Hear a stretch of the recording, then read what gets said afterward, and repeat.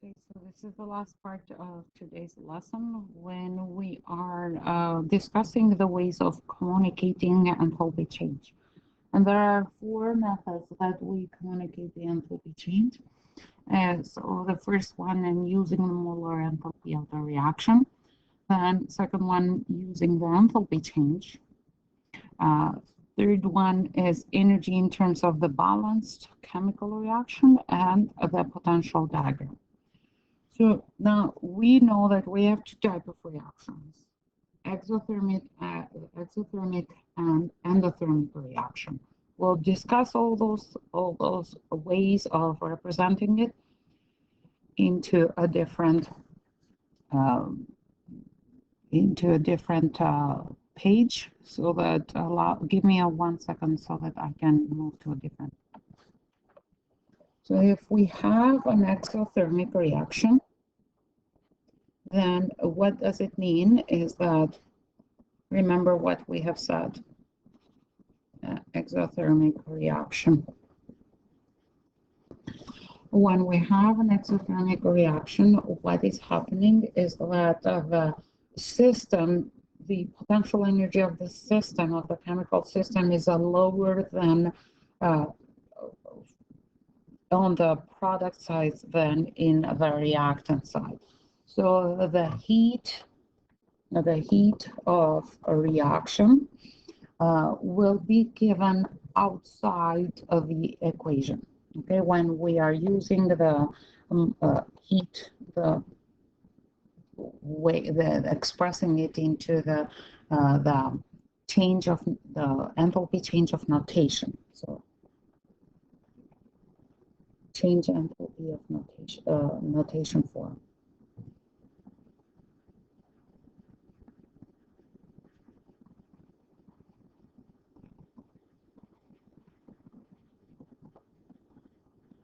And then this will be outside for an exothermic reaction, will be outside of the equation.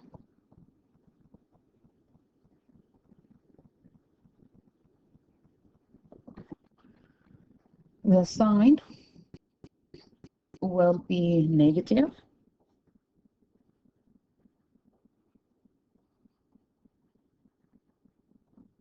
Since the enthalpy of the system is decreasing. When we are expressing it, so this is the first way of expressing it. When we are expressing it in terms of the inside the equation,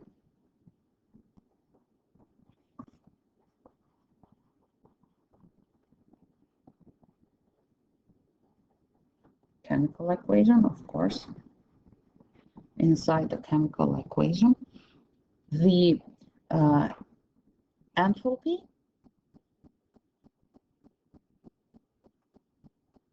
will be as a product.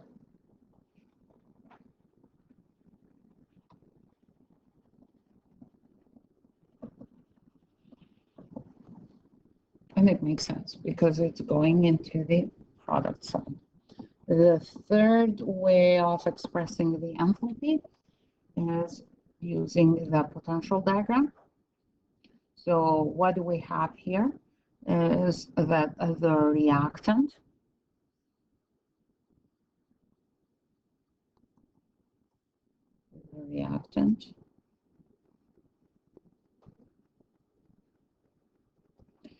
have more energy than product.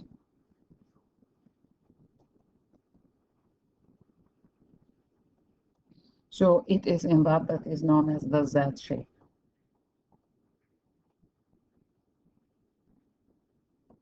And even if it is molar enthalpy, then we will just go with the same logic as the enthalpy change of notation form, which will be outside of the equation. So when you have an exothermic, is Z shape. Remember this as exothermic. has an X in it, and then it's close to the end of the alphabet.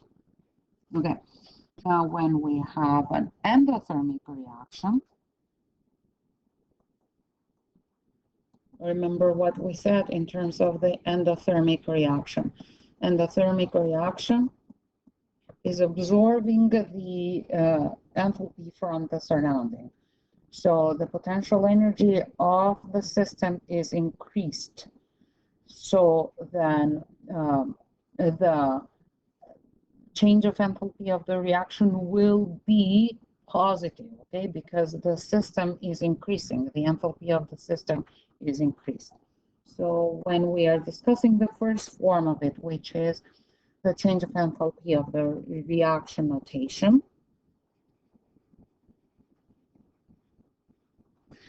this will be positive sign, since the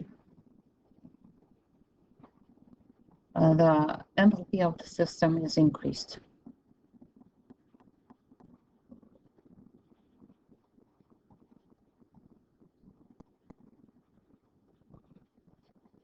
Is increased. Okay. The second form of expressing it is inside the equation.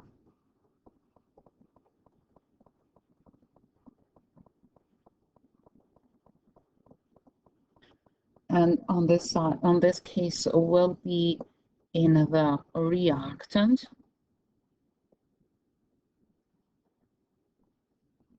side of the equation. And if we are expressing it in terms of graph potential, then an endothermic reaction, keep in mind that the reactant have less potential energy than the product. So the graph, because they are absorbing energy from the surround, this will be reactant, and here will be product. And this is potential energy of the system. So this will be that is known as the S shape.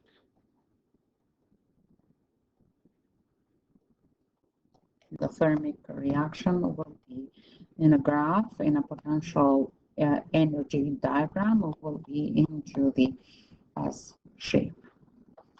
Okay, so let's move to the other slide. So here we go when we are using the molar enthalpy of the reaction, which is, again, it's the amount of energy released or absorbed, depend on what type of reaction we are dealing with, by 1 mole.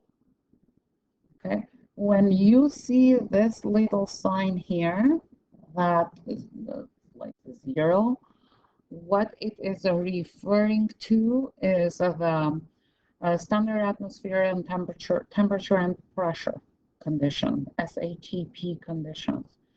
So not always, you will not always see it into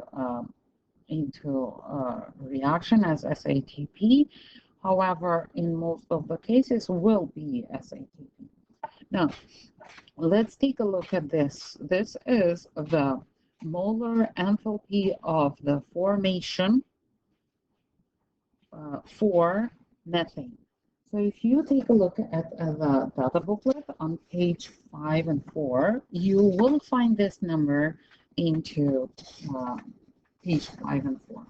Okay, so if you go to methane and then you see that the molar enthalpy or the formation at SATP conditions is negative 74.6 kilojoules per mole. Those are the units.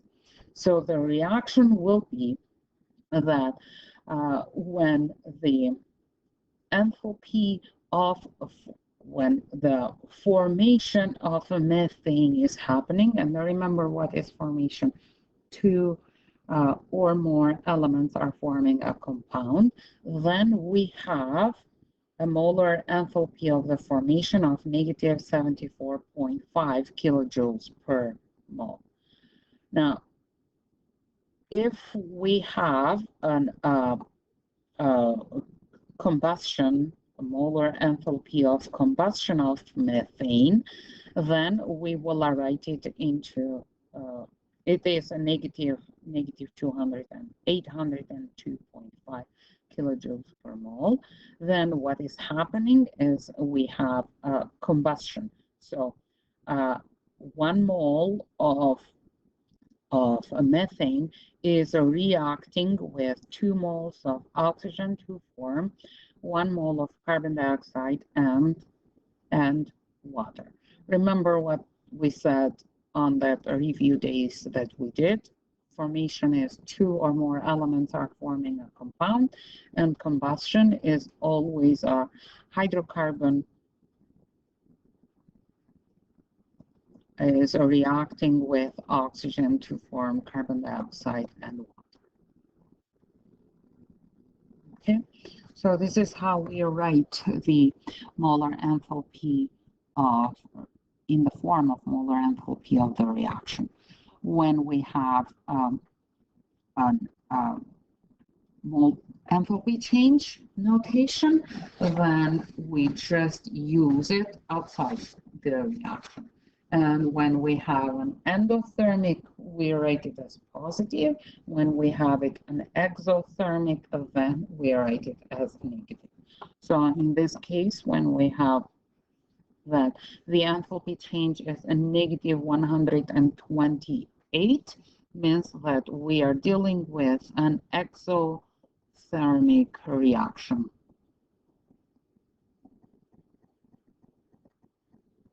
Okay.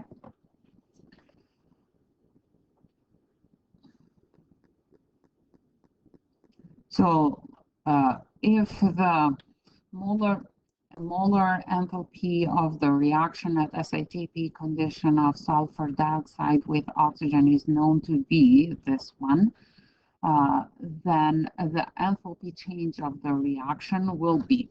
So see what we have here. I have sulfur dioxide reacting with the oxygen to form sulfur trioxide.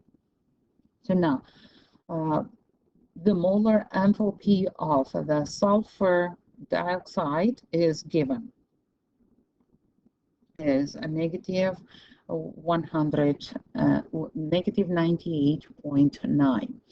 When we write it as the balanced equation, we will have 2 moles of sulfur dioxide reacting with oxygen to form 2 moles of sulfur trioxide.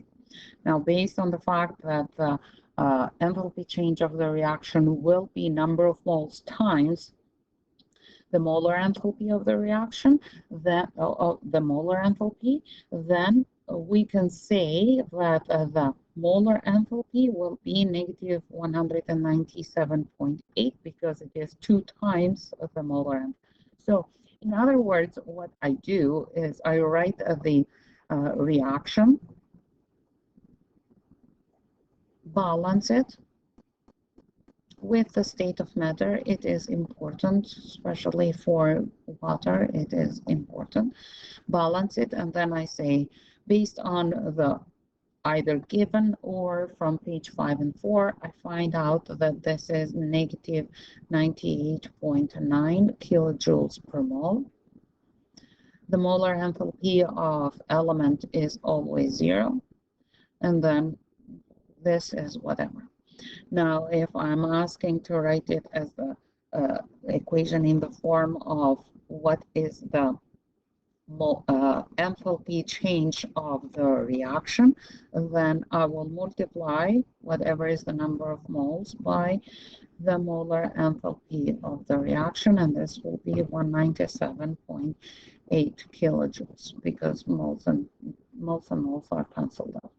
So now when I write it as a balance equation, I will write it on this form because this is the enthalpy of the reaction. And when I write it with 1 mole for sulfur dioxide, because this is what I know, this is what I focus on. I write it only with the number that I have. And again, since it is negative, that means that is an exothermic reaction. Now, in terms of energy, in an endothermic will be on the reactant, in an exothermic will be on the product. Okay, and the potential energy, we explained it even before, and then you will see it here either when it is the molar or the molar enthalpy of decomposition or formation or anything. Okay, so just keep in mind those are the ways that we are presented. And we will do examples in class with this as well.